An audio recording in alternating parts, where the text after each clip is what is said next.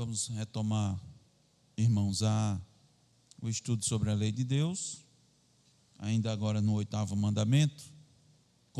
Continuaremos estudando os textos bíblicos que fundamentam os pecados proibidos no 8º mandamento, que é a resposta à pergunta número 142 do Catecismo Maior de Westminster, que a pergunta é: quais são os pecados proibidos no 8º mandamento? Nós já estudamos da lista que tivemos, nós já estudamos 8 desses pecados. Nós vamos agora, evidentemente, estudar a partir do 9º, o 9º pecado listado, né, como sendo um pecado contra este mandamento, ou um pecado proibido no 8º mandamento. Ou seja, é um pecado que está claramente proibido no 8º mandamento, está diretamente relacionado no 8º mandamento. Evidentemente que alguns pecados, irmãos, eles acabam fazendo, alguns pecados acabam quebrando outros mandamentos também, né? Porque, por exemplo, o 8º mandamento diz, qual é o 8º mandamento? Não furtarás. Mas normalmente, o que acontece? Aquele que furta muitas vezes está cobiçando aquilo que é do outro, não é? Ele não tem. Então é um pecado que pecado que afeta outro mandamento. E a Bíblia nos diz, irmãos, quem tropeça em um, tropeça em todos. Por isso, irmãos, que para entrar no céu, a exigência é simples, é a perfeição. Simples no sentido de entender, olha, para entrar no céu, não tem que você, assim, fazer um monte de coisa, não. Você só precisa ser perfeito. Você sendo perfeito, você entra no céu. Essa é a exigência. As pessoas, né, se colocam como sendo assim: você precisa obedecer. Não é só obedecer para entrar no céu. Para você conseguir entrar no céu, você tem que agir na mais alta perfeição. Quem determinou isso foi o próprio Deus. Por isso que, por conta de abre aspas, simples pecado, fecha aspas, o homem caiu. Yasmin, qual foi o pecado que fez com que o homem caísse? O pecado relativo à queda, qual foi? Aquele lá no Éden. Qual foi? O primeiro pecado. Quem é que ajuda? Quem é que ajuda Yasmin? Eu acho que é Elisa. Elisa ajuda. Hein? Isso, o pecado de Adão. Qual foi? Qual foi o pecado de Adão? Mas qual foi a desobediência? Então, mas ele só comeu um frutozinho. Isso não é nada demais. Comeu um fruto de uma árvore e gerou uma coisa tão grave. Não foi o que gerou em função disso. Toda a humanidade foi afetada, toda a natureza, toda a criação. A gente, quando fala na natureza, a gente tem que entender que toda a criação foi afetada só porque comeu de um fruto. Por aí nós já entendemos que Deus requer perfeição. Então não se consegue o favor divino obedecendo, não. Você só consegue o favor divino sendo perfeito. Daí que ninguém entra no céu por obediência. Você só entra no céu por graça. Aqueles que estão no céu só estão lá por graça, porque foi-lhes aplicado na sua vida a justiça e a perfeição de Jesus Cristo, que, sendo Deus, se fez homem, encarnou, viveu aqui na terra e em nada pecou. Mas não só isso, ele se entregou, ele pagou o preço por aqueles que confiam nele, por aqueles que a graça vai ser, foi no passado, e será derramada nas suas vidas. Por isso que você entra no céu. E por que nós estudamos os mandamentos? A primeira coisa é para entender isso, porque se você não entender que os mandamentos refletem nada mais nada menos que o caráter perfeito de Jesus Cristo, e que para tanto é preciso, só pode entrar no céu quem cumpre esses mandamentos na sua perfeição, você jamais vai correr para Cristo, porque você sempre vai achar, você sempre vai pensar que você pode obedecer de forma suficiente para entrar no céu. Você sempre vai pensar isso. De alguma maneira você vai cumprir alguns mandamentos e Deus vai assim levar em conta aquilo que você está fazendo, e Deus vai pesar na balança que aquilo que você faz de bom é mais do que aquilo que você faz de ruim, né? E no final você vai ser, então, você vai conseguir um lugarzinho no céu. É isso que vai acontecer. Se você não entender a lei de Deus, compreender que a lei de Deus requer isso. Mas se a gente não vai para o céu cumprindo a lei, porque Deus requer perfeição, por que é que a gente estuda tanto a lei, está estudando tanto, vendo tanto isso? Porque a lei do Senhor é e restaura, o testemunho do Senhor é fiel e dá sabedoria aos simples. Porque a lei do Senhor é boa e o mandamento é santo, justo e bom. Porque todos os servos de Deus amaram a lei de Deus. O salmo que nós cantamos, o Salmo 119, cantamos do 9 ao 16, mas todo ele mostra isso. O salmista mostrando. Porque também Jesus Cristo disse: aquele que me ama, guarda os meus mandamentos. E esse que guarda os meus mandamentos, o Pai o amará. Então nós amamos a lei de Deus, nós entendemos que a lei de Deus é o ideal para as nossas vidas. E é isso que nós temos visto. E é isso que nós temos estudado quando vemos os pecados proibidos no mandamento, como temos transgredido a sua lei, quanto nós temos roubado. O quanto nós temos roubado, o quanto a humanidade tem roubado, e o quanto de consequências ruins advém por conta da quebra da lei de Deus. Então nós já estudamos que você negligenciar os deveres exigidos no mandamento é um pecado contra esse mandamento. Nós vimos que, de forma, evidentemente, pelo mandamento, pela descrição do mandamento, o furto e o roubo são pecados proibidos nesse mandamento, mas não somente isso, o sequestro. Nós aprendemos, irmãos, que para Deus o sequestro é um crime hediondo, passivo de pena de morte, coisa terrível para Deus.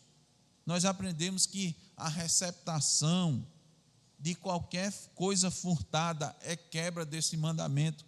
Mesmo que você não furte, mas você recebe, você protege quem roubou, você esconde aquele produto de furto, ele está também quebrando o mandamento. Você defraudar de qualquer maneira, de qualquer forma, na compra, na venda, é quebra desse mandamento, na prestação de serviços. Quantos nós não somos, não é, irmãos, defraudados muitas vezes na prestação de serviços? Você contrata o serviço de uma pessoa, ela promete fazer tal coisa e ela não faz tudo aquilo que devia fazer, mas você não consegue ver, você não consegue enxergar. Acontece muito isso. Um exemplo simples é: você contrata, por exemplo, um pedreiro para fazer um serviço na sua casa, e ele diz que vai usar tal material, e este material é um material melhor, e ele mostra que é melhor, e você vai adquirir esse material. Então você investe mais recursos no material, ele diz para usar esse material, a mão de obra especializada, você paga mais pela mão de obra, e você manda fazer o serviço, só que está lá embaixo da terra, você não viu, você não tem como identificar, você não tem como saber a marca de um cimento, se a pessoa usou uma ou outra, a não ser que você mesmo compre, né? ou de qualquer outro tipo de material, dizer que a areia, o barro, não é, vem de tal lugar e o transporte é muito mais caro, e ele promete só, se nós usarmos isso aqui, vou garantir aqui esse serviço, pode ficar tranquilo, você não vai precisar, você nunca mais vai se preocupar com isso. Um ano depois está lá o piso cedendo, aí você contrata outro profissional, porque você não tem mais confiança naquele. Quando o profissional abre, diz, não, olha isso aqui, olha, eu vou lhe mostrar que isso aqui não foi usado, tal material. Então há muitas formas de defraudar, né, na prestação de serviço. Só dei um exemplo, né, tantos outros que nós podemos fazer. Isso aqui, irmãos, as pessoas fazem e dizem, ele não vai ver, e quando ele souber vai ser tarde demais. Mas Deus está vendo tudo isso. Deus está vendo e vai cobrar.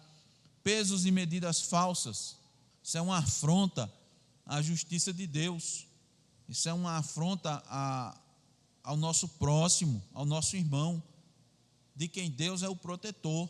A Bíblia diz no Salmo 7 que Deus é o vingador dessas coisas. É porque as pessoas simplesmente ignoram. Eles não veem a Deus, né? Deus não é visível, porque Deus é espírito. E aí eles simplesmente entram nessa roubada, porque não vai ser o homem que vai cobrar, é o próprio Deus. E por fim nós estudamos que a remoção de marcos de propriedade, que é alterar a propriedade de alguém, de modo a aliená-lo daquilo que é seu, é um mal muito grande. Em Deuteronômio 27:17 diz que maldito é aquele que mudar os marcos do seu próximo. Foi alvo de maldição por parte de Deus. Aí você diz, não, pastor, mas isso aí foi dito sob aquela perspectiva da divisão das terras no Antigo Testamento, em Canaã. Aqui dali para Deus era terrível, né? Porque era a terra prometida, mas nos dias de hoje, irmãos, o dia de hoje está do mesmo jeito. O livro de sabedoria, Provérbios 22:28 diz, não remova os marcos antigos que puseram teus pais. É roubo. Vamos continuar o estudo desses pecados proibidos, como a gente costuma fazer. Eu vou pedir para os irmãos fazerem a leitura dos textos bíblicos e nós vamos refletir sobre esse texto. Agora, que pecado nós vamos evidenciar, destacar, que é proibido nesse mandamento? A injustiça e a infidelidade em contratos entre os homens. Vamos lá. Ramon aqui, Amós 8, 5 e 6. Irmanita, Salmo 37, 21. Amós 8, 5 e 6. E depois Salmo 37, 21. Pode ler. Isso. Muito bem. Salmo 37, 21. Muito bem. Isso é infidelidade, né? Era muito grave o que estava acontecendo aqui em Amós, não era, João? Aqui temos o pensamento voltado para o lucro fraudulento, em detrimento da adoração do Senhor. As pessoas não ficavam ansiosas para acabar o dia do Senhor para poder vender. Mas não era só comercializar. Se fosse só isso, já era ruim, já era muito ruim. Você nem descansar no dia do Senhor. Você só estava fazendo isso porque era forçado mesmo. Deus está denunciando isso. Por quê? Porque Deus conhece os corações. Deus mandou o profeta falar, anunciar isso, e a gente precisa ver também como é que estão os nossos corações no dia do Senhor. Isso é a mesma coisa. Não, pastor, mas aqui é o furto, mas você está roubando muitas vezes o dia do Senhor. Você está aqui na casa do Senhor, mas seu pensamento está, eita, esse dia não acaba, porque eu tenho que fazer alguma coisa na segunda. Eu preciso realizar algo. E aqueles, nesse caso aqui, que são comerciantes, podiam estar dizendo, se eu tivesse uma brechinha, eu estaria ganhando. Sabe por quê? Porque, o ímpio, aquele ímpio ali, cara tremendo, não quer saber de Deus. Rapaz, está enriquecendo. Sabe por quê? Porque o pessoal está indo nos domingos e ele está roubando a minha clientela. Quando é durante a semana, as pessoas acostumaram a ir na mercearia dele e não estão indo mais na minha. Aí Eu fico aqui, rapaz, estou no culto, é tão bom, mas está acontecendo isso, eu não posso ignorar. Coração lá distante, aqui, irmãos, eles estavam maquinando, desejando terminar o dia do Senhor, para se aproveitar, porque eles tinham que se aproveitar do próximo, eles tinham que vender, sabiam que o pobre necessitava, e aquilo que eles podiam aumentar o preço, e ele estava aumentando o preço, e ainda usavam uma medida mentirosa, enganadora. Era assim, irmãos, que estava acontecendo em Israel, e Deus estava vendo tudo isso, e aquelas pessoas estavam enriquecendo, e eles achavam que estavam se dando bem. Veja que como o coração do homem é inclinado a elaborar mecanismos para defraudar o próximo, a cabeça do homem, irmãos, fica procurando maneiras de se dar bem em cima do outro, em especial na necessidade do outro, porque quem está necessitado não tem barganha, não tem o que fazer. Não sei se eu já contei isso para os irmãos, senão fica uma referência. Há muitos anos atrás, estava numa determinada situação, a gente estava esperando uma van, aguardando uma van para viajar, para fazer um concurso. Eu acho que era num sábado à tarde, e sábado de tarde já não tinha praticamente onde nós estávamos nenhum local aberto, e a van demorou mais do que o normal, e um sol, irmãos, escaldante, e a gente com a sede tremenda. Aí fomos comprar água, aí tinha uma pessoa aqui vendendo, aí nós fomos comprar aquelas garrafinhas de água. Normalmente só tem as garrafinhas, né, de 500 ml, não tem nem a de 1,5 litro, que sai mais econômico. Nós fomos comprar, e a pessoa colocou um preço lá em cima. Aí eu disse: mas minha senhora, isso está muito caro, está meio absurdo. Nos dias de hoje seria, por exemplo, o equivalente a você vender uma garrafinha de 500 ml de água mineral, simples, né? Não era água tônica, água com gás, né? Água mineral simples, vender por R$5, é um absurdo, não é não? Todos sabem que é um absurdo. A gente encontra até por R$1, e às vezes até menos, dependendo da água, você encontra no supermercado com muita facilidade, você encontra R$1, R$1,20, está vendendo por 5. Eu disse: mas por que a senhora está vendendo? Ela disse: você vai comprar, porque você precisa. Ela me respondeu assim, irmãos: a mesma coisa, você não tem onde ir, está tudo fechado, só eu que estou aberto, você vai comprar porque você precisa. Explorando o necessitado, mesmo que na hora eu tivesse recurso, eu não fosse tão pobre quanto, ele estava explorando. Então, o coração do ser humano não tem piedade normalmente. E o que foi que Deus fez, irmãos, com esse povo de Israel aqui, por conta destas e outras manifestações de quebra do mandamento? Mandou para o cativeiro. O povo achou que não. Muitos acharam: não, Deus não vai fazer isso. O Deus Jeová, o Javé, o Deus dos exércitos, Ele não vai fazer isso, não é possível. E Ele fez. Ele fez por quê? Porque o povo deu as costas para a sua lei. Em especial, já mostrei para os irmãos a quebra do 4º mandamento. O povo hoje, irmãos, hoje é um desprezo tremendo pelo 4º mandamento. É terrível. E acha que Deus, não, você pode negociar isso daí, vá para a igreja, pelo menos uma vez, né? Uma das vezes, normalmente, a maioria das igrejas ainda, né, tem uma reunião matutina e outra vespertina, noturna, invariavelmente. Algumas já nem tem mais, né? Só tem de noite.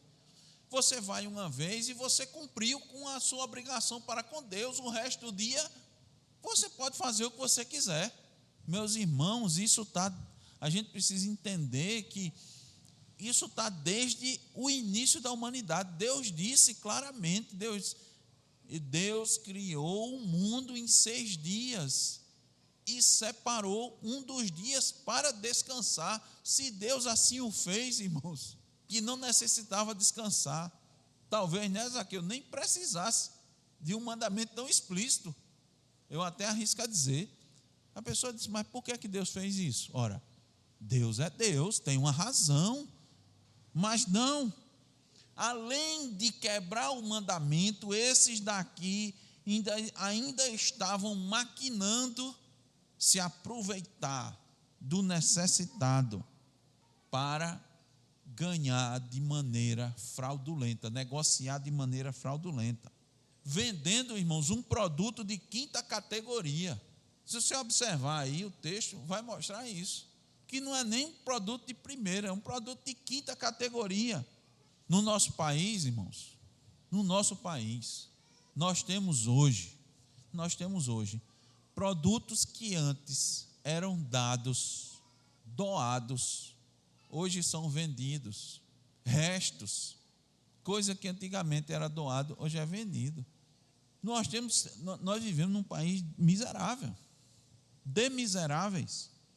Em alguns países, objetos que são colocados fora de casa, ofertados às pessoas, tem até o nomezinho, é free, né? Acho que é free, tem um nomezinho aqui, para as pessoas podem passar lá e pegar à vontade. Nosso país é vendido a preços quase como novo. Você pode ver antigamente, talvez não há tanto tempo atrás, a irmã Anita pode se lembrar, no açougue, alguns pedaços, ossos, não sei o que, o pessoal dava, não se vendia, porque o preço mesmo era da carne em si. Eu observei no supermercado, osso para não sei o que, um e pouco, o osso, irmãos, bazar, brechó. O que eu estou colocando aqui, não é que isso não vai fazer isso, não, tal. Você muitas vezes faz isso, né? Brechó até para ajudar o pessoal por doações, vende as roupas e ajuda, né? Doa os necessitados. Eu estou querendo colocar que a gente precisa entender que a gente está vivendo numa miséria. E esta miséria, a raiz dela não é um modelo econômico. Eu vou enfatizar muito isso, irmãos. Pode ter certeza. Eu vou enfatizar isso, eu vou mostrar isso. Pela lei de Deus, ele não é um modelo econômico em si, é a miséria espiritual do povo, é o roubo. Veja, nós estamos vendo o 9º pecado, que é a injustiça e a infidelidade em contratos entre os homens. Vamos ver o 10º, a justiça e a infidelidade em administrar os negócios de outros a nós confiados. Quantos não dão golpes, né? Depois a pessoa vai descobrir, era de confiança, acontece muito. Quando a pessoa vai descobrir, está lá, o rombo, a pessoa se aproveitou. Alguém confiou, colocou nas suas mãos os recursos, né? Colocou na mão das pessoas um recurso e tal. E o que acontece? A fraude. Vamos lá, Simone, Lucas 16, 11 e 12. Quando Simone encontra, eu disse que ia dar ênfase nessas questões, porque nós vivemos num tempo de discussões acaloradas, de polarizações, e o crente, ele, como todo mundo, tem muito risco, perigo de ficar, não é necessariamente de um lado, mas creditar esse lado a solução para os problemas. Nunca vai ser um modelo econômico, nunca vai ser um modelo político, prestem bem atenção os irmãos, nunca vai ser um modelo ideológico. A única maneira de você ter mais justiça, equidade, é à medida que os homens vão temendo mais a Deus e observando a sua lei. Só e somente só. Qualquer outro vai ter distorções e vai gerar problemas, porque nós vivemos num mundo caído, nós temos pecado, então não existe modelo ideal, nem nós devemos creditar os modelos a solução. Agora, aquele modelo que está mais alinhado com a Escritura, certamente esse vai ser o menos mal, mas ele não podemos colocar nele a solução, porque quem está operacionalizando o modelo, é um homem pecador.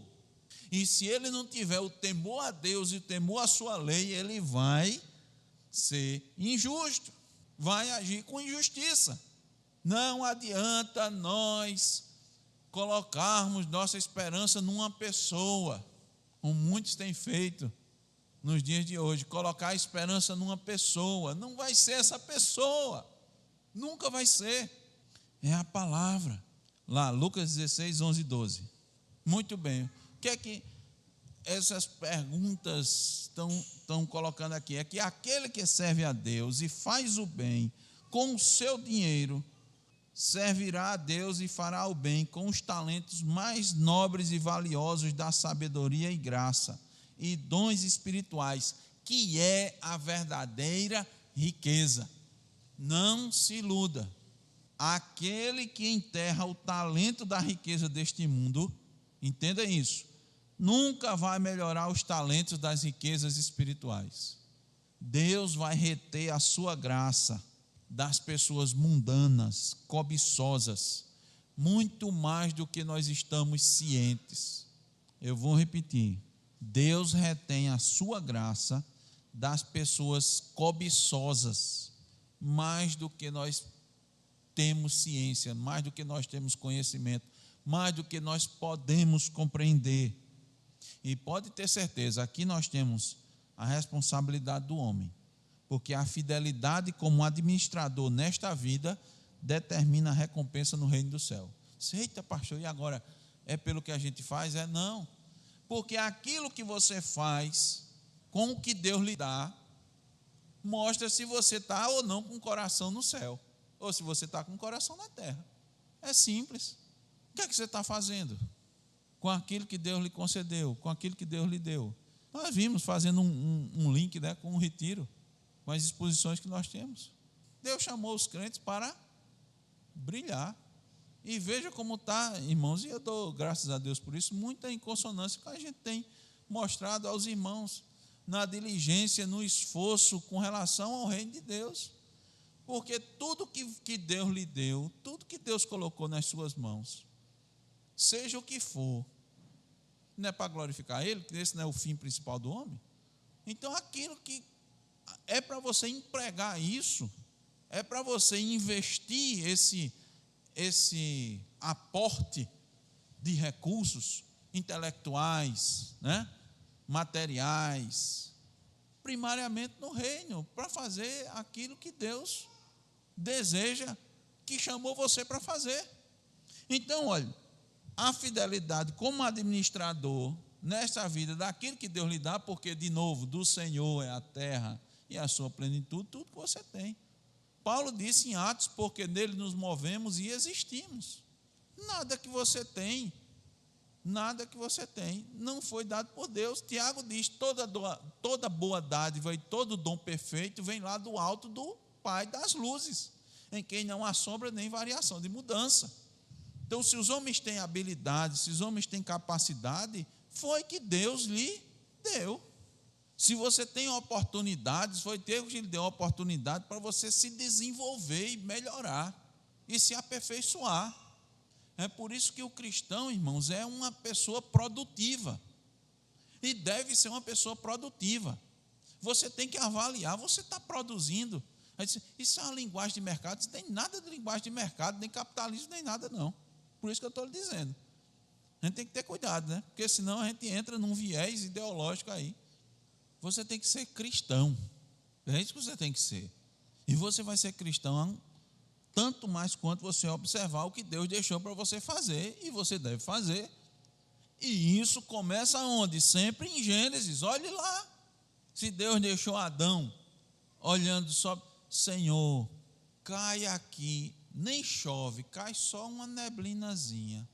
Essas plantas, não precisa nem cuidar delas, que elas já dão fruto sozinha. Que coisa maravilhosa.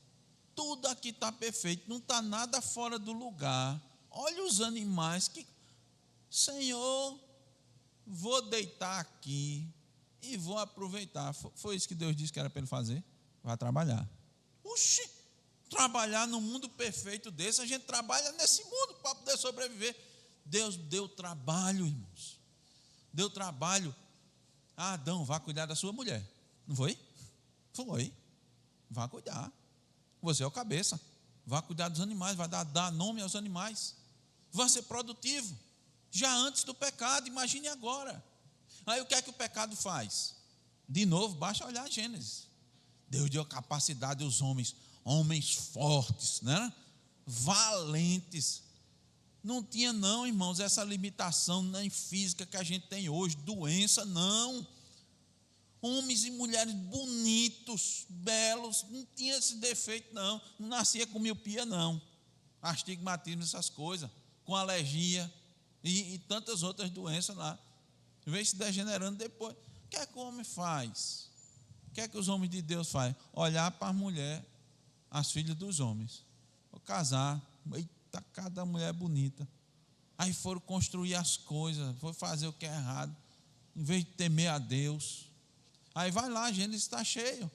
No começo da humanidade, Deus disse: vá, se espalhe, meu filho, preencha, povoe a terra. Vocês precisam disso. Vai ser necessário vocês povoarem a terra. É isso que eu quero para vocês. Multipliquem, para vocês glorificarem meu nome. Vai fazer mal se juntar. Fica todo mundo junto num lugar só. O que é que o homem faz? Quer se juntar, ficar num lugar só. É o contrário do que Deus manda. Deus diz: vocês têm capacidade, vocês têm força, vigor, vá, né? Vocês têm condições de ir muito longe, saúde, muito mais do que nós temos, como eu disse, nos nossos dias. Quero não, quero fazer assim não. Aí Deus vai e confunde o povo por meio de línguas, né, idiomas diferentes. Então a fidelidade, irmãos, como administrador nesta vida determina a recompensa. Então nós devemos ser justos e fiéis administrando os negócios, tanto nossos como dos outros, que foram a nós confiados, desenvolvendo. Por isso que a gente diz que o cristão deve ser, né, um bom empregado. Se Deus colocou ele como um negócio, e ele tem pessoas que trabalham para ele, ele deve ser um bom patrão, ele deve desenvolver, ele deve produzir bem. Ora, naquela época os irmãos sabem, soube já, né, na igreja primitiva, os apóstolos diziam: você é escravo, seu patrão é ímpio. O que é que Pedro disse? O que é que Pedro disse? Nós estudamos nas epístolas de Pedro: seu patrão é ímpio, o que é que você vai fazer? Não, você vai trabalhar do mesmo jeito. Ímpio. Você vai produzir, você vai. Por quê? Porque acima dele está alguém superior e você serve aquele que é superior. E aquele que é superior quer que você administre bem. De novo dizendo, Potifar era um homem temente a Deus, servia a Deus. Agora a casa dele foi produtiva ou não foi? Por causa de quem? De alguém que era temente a Deus. Então a injustiça, melhor dizendo, e a infidelidade em administrar os negócios de outros a nós confiados é um pecado contra esse mandamento. 11º, a opressão. Vamos aqui, Zaqueu. Ezequiel 22, 29 e Gisele, Levíticos 25, 17. Ezequiel 22, 29 e Levíticos 25, 17. Pode ler. Levíticos 25, 17. Por que é que Deus está dizendo isso, irmãos? Porque, de alguma maneira, dificilmente você não vai ter uma oportunidade de oprimir o outro.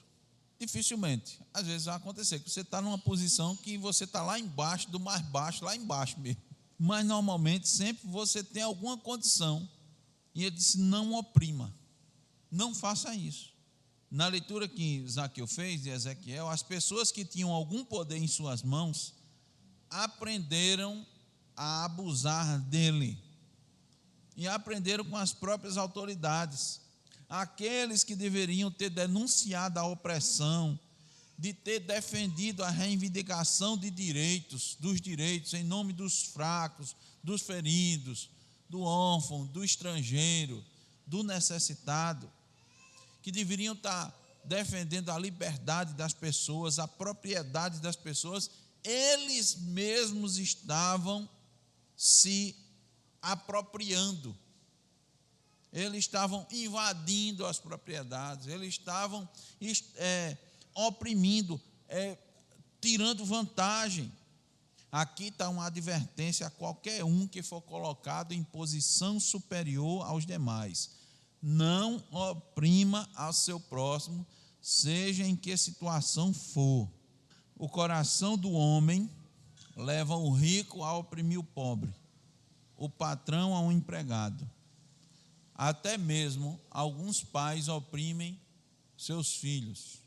Então, irmãos, o problema é da natureza humana. O problema sempre é do pecado e não da condição econômica ou social. Deixa eu reforçar uma coisa aqui que a gente tem colocado para os irmãos, tenho dito isso nos nossos estudos em casa, nas devocionais, nos cultos domésticos. O problema não é, irmãos, o modelo. Não é o modelo econômico, não é o modelo político, não é o modelo social. Hoje querem pregar isso. É o que a sociologia, o que a ideologia diz. Ele diz, está vendo esse modelo que você está? Os brancos oprimem os negros, os pretos. O rico oprime o pobre. O patrão oprime o empregado. O homem oprime a mulher. O pai e a mãe oprimem os filhos. Aí você vai olhar sobre esse viés, né? E você desconsidera a escritura, você vai dizer, né, Zaqueu? Rapaz, não é que é mesmo. O filho não pode fazer nada que o pai e a mãe, não deixa. Os filhos estão sendo oprimidos. A criança não tem liberdade. Isso é uma opressão. Esse modelo patriarcal, olha, esse modelo patriarcal, o homem é o cabeça, por que isso? E a mulher? Será que a mulher não tem capacidade? Tanto quanto eles, exatamente. A gente precisa entender o seguinte, irmãos. Deus criou todas as coisas. Atenção, principalmente de novo, né? As crianças, jovens, adolescentes, prestem atenção nisso aqui. Deus criou todas as coisas. Como Ele criou absolutamente tudo, o ser humano, tudo que existe, Ele conhece como nunca, e Ele deixou na sua palavra o melhor modelo para o ser humano. O ser humano criou muitos outros modelos, muitas outras formas, de acordo com a sua cabeça. Mas Deus deixou lá. E principalmente a dificuldade é porque se você não seguir a lei de Deus, no mundo de pecado em que nós vivemos e nós estamos, pior fica. Essa é a questão que a gente precisa entender. E a gente tem que olhar sobre a perspectiva bíblica, porque alguns modelos parecem, como os aqui começam, parecem. Então, você olha assim, é a mesma coisa, irmãos, daquilo que Satanás fez com Eva. Eva, dê uma olhadinha direitinho nesse fruto, dê uma olhadinha direitinho nessa árvore, avalie direitinho a ordem que Deus deu. Será que essa ordem que Deus deu não é porque Ele não quer que você seja igual a Ele? Será que não é? Mulher, você ser submissa ao marido, pense direitinho. Não é porque Ele não quer perder o direito de mandar na sua vida, de você ficar debaixo, ser como capacho. Será que não é? Pense direitinho. Filho, filha, você ser obediente ao seu pai, não é porque ele quer mandar na sua vida, sem que você tenha direito de escolher. Pense direitinho, você agora está grande, adolescente, 12, 13, 14, 15 anos. Será que você já não tem capacidade de fazer escolhas, de entender o mundo? Quando é criança, né, a pessoa não sabe, é muito inocente, né? Mas e agora? Pense direitinho. Irmãos, é a mesma coisa. E o que é que está acontecendo com as mulheres? Aí você tem que olhar por uma perspectiva. A mulher, agora a gente está refletindo isso sobre. Ontem foi o Dia Internacional da Mulher. Eu refleti em casa, como o irmão postou. De onde vem esse dia? foi que criou esse dia? É para a gente pensar. Foi com qual objetivo? De fato, para reconhecer a mulher. Você já pensou por que é que não tem o Dia Internacional do Homem? Já pensou? Parou para pensar? Por que é que não tem? É de fato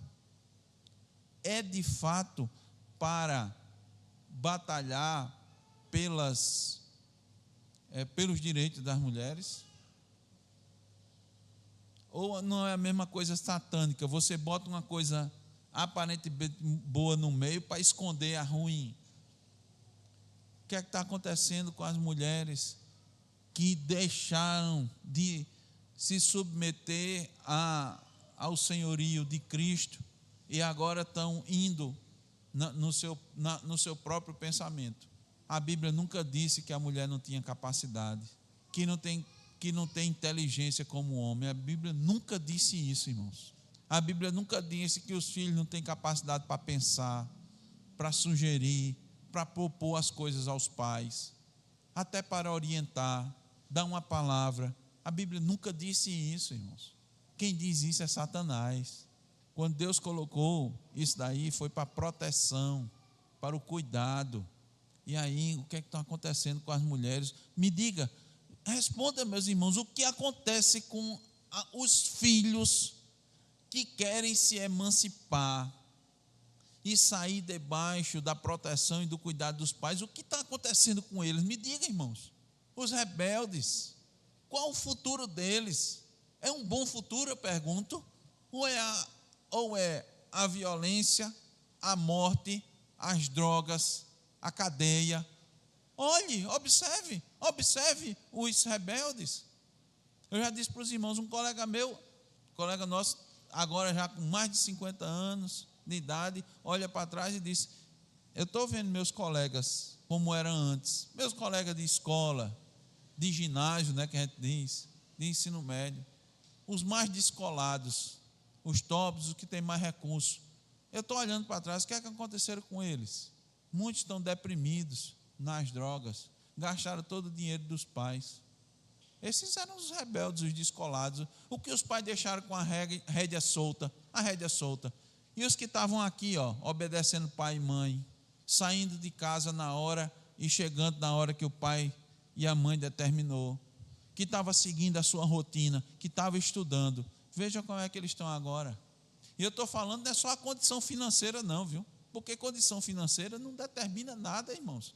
O que adianta condição financeira e deprimido, e sem capacidade de enfrentar a vida, e dependente de drogas, e que não conseguiu construir uma família sólida, que casou, que separou, que não sei o quê, que tem filho com um, que tem filho com outro, tem filho com outro. Tem gente que tem, os irmãos sabem, tem gente que tem pai com 3 mulheres diferentes, filho espalhado por aí. É isso? Porque o que é que fizeram? Abandonaram a lei de Deus. Diga, irmão, desse voto. Então, irmãos, concluindo aqui o 11º pecado, que é sobre a opressão, o problema é da natureza humana, não é da condição econômica ou social. O que se quer hoje é que se olhe por esse viés. Mas o que é que a Bíblia diz? O problema é do coração. O problema está no coração. Então o problema está em cada um. A questão é essa. O povo oprime ao seu próximo. Um oprime o outro. Se não há temor a Deus e à sua lei, não haverá temor ao seu companheiro, ao seu filho, ao seu colega, ao seu cônjuge, a ninguém. Qualquer um vai querer se dar bem em função da necessidade do outro por meio da opressão. É isso que vai acontecer. No caso de Israel, o pecado foi se agravando de maneira que contaminou praticamente toda a nação, que os levou ao cativeiro. Novamente, foi lido Levítico 25:17: não oprimais ao vosso próximo, cada um, porém, faz o seguinte: tema a Deus, porque eu sou o Senhor vosso Deus. Qual é a solução para não oprimir o próximo? Temer a Deus. Pronto, essa é a solução. Você quer a solução para diminuir a desigualdade social? tema a Deus. Você quer a solução para diminuir o problema das drogas, da violência, do furto, do roubo, do rapto de pessoas, do sequestro? Tema a Deus. Essa é a solução. Quando o temor de Deus está presente na vida da pessoa, a pessoa vai olhar para o próximo e não vai oprimir. Ele teme a Deus e teme a sua lei. Não é, de novo, irmãos, o temor que do castigo divino, não. Primeiramente, tem um temor assim, como é um medo. Não, aqui não é medo de Deus, é o respeito. Ele considera Deus acima. Ele diz: se eu fizer isso, eu estou desobedecendo àquele que fez, que criou todas as coisas, que sabe de todas as coisas, aquele que disse que eu não deveria fazer, aquele que cuida de mim. Eu temo a Deus porque Ele cuida de mim. É um temor obediente, é um temor de respeito, é um temor de reconhecimento, é um temor de amor. Não é um temor de medo, de pavor, né? Você pode dizer: ei, não, eu não vou não fazer isso não, Deus vai vir. Não é isso aqui não. Deus não é esse não, que pintam por aí, né? Não é assim que pintam o Deus do Antigo Testamento? Aquele que já vem com um chicote assim e com a espada na mão para matar, para destruir, para acabar. Não, não. Não é esse temor que se está falando aqui, não. Deus vem com a espada porque Ele é um justo juiz. Mas Ele não deixou de ser misericordioso. Ele não deixou de ser longânimo. Ele disse lá: ó, os cananeus estão pecando. Quanto tempo Ele disse? Tem 400 anos. Você só vai chegar lá daqui a 400 anos. Teoricamente tinha tempo, não tinha, João, para se arrepender? Para mudar? Tinha tempo. Mas eles não quiseram. Quando Israel chegou, que atravessou o Jordão, Jericó fez o quê? Se fechou toda, não foi? E Raabe fez o quê? Temeu. Não, eu escutei o que Deus fez aos egípcios. Eu temo esse Deus aí. Jericó toda não. Temeu Raabe e a sua casa, a sua família. Eles ouviram e disseram: realmente, esse é o Deus verdadeiro. Quem faz uma coisa dessa é o verdadeiro Deus. Eu quero ficar com esse Deus, com esse povo. E Jericó, vamos enfrentar. Então, irmãos, quando o temor de Deus, concluindo aqui, está presente na vida da pessoa, Ele vai preservar o outro. Ele não vai oprimir. Ele vai ajudar. Ele não vai se aproveitar. O coração da gente vai... Não tem santo, né? Santo no sentido, coração da gente. Aí vem o quê? Vem o temor a Deus. Aí diz: não, isso aqui não. Isso aqui não. Vai aparecer a oportunidade. Vai aparecer a chance. Todos nós temos chance de oprimir. Um filho mais velho tem chance de oprimir o filho mais novo. Tem. De bater nele, de fazer pressão psicológica, de obrigar ele a fazer as coisas. Está oprimindo. Isso é opressão. Então é bom aprender desde cedo. Quem ensina isso? É a lei de Deus. Só, você está oprimindo, viu? Olha, você é maior, você devia proteger. Você é maior, você deveria dar o exemplo. Você não já aprendeu? Você não já passou por isso? Você devia dar o exemplo para os seus irmãos mais novos. Você não já aprendeu do seu pai, não já aprendeu da sua mãe, não sabe que isso aqui é errado. E eu estou dando um exemplo mais básico, né? Aí isso vai crescendo. Os pais com os filhos, o marido com a esposa com os filhos. A esposa com o marido pode oprimir? Claro que pode. Claro que pode. Quantas não fazem também pressão psicológica? Irmãos, todos nós, o nosso coração, ele encontra maneiras de oprimir o outro, de fazer com que o outro nos dê aquilo que a gente quer, mesmo que seja debaixo de opressão. E a gente vê que isso aqui é quebra do mandamento. O que é que a gente vai fazer? Senhor, misericórdia. Não, Senhor, se eu tiver numa oportunidade dessa, ó Senhor, misericórdia. Eu não quero ser como os ímpios. Eu não quero pecar como Israel pecou. A gente vê a história, vê a lei e diz: não, Senhor, isso aqui está errado. Não, isso não é bom. Não, isso não agrada ao Senhor. Não, isso não traz nenhum tipo de benefício. Isso é injusto. Isso vai fazer mal. Nós vamos ver lá na frente. Mas nos outros pecados, eu vou obter essa vantagem aqui, de alguma maneira. Mas isso não vai agradar a Deus. Isso é um pecado, então o pecado chama outro. Isso é temor a Deus.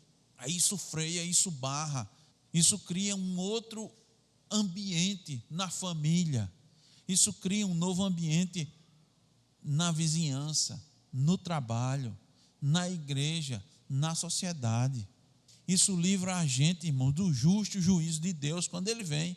Aí que ele vem com a espada e Deus é ruim. Não, ele só está sendo justo, somente, só isso. Isso é justiça.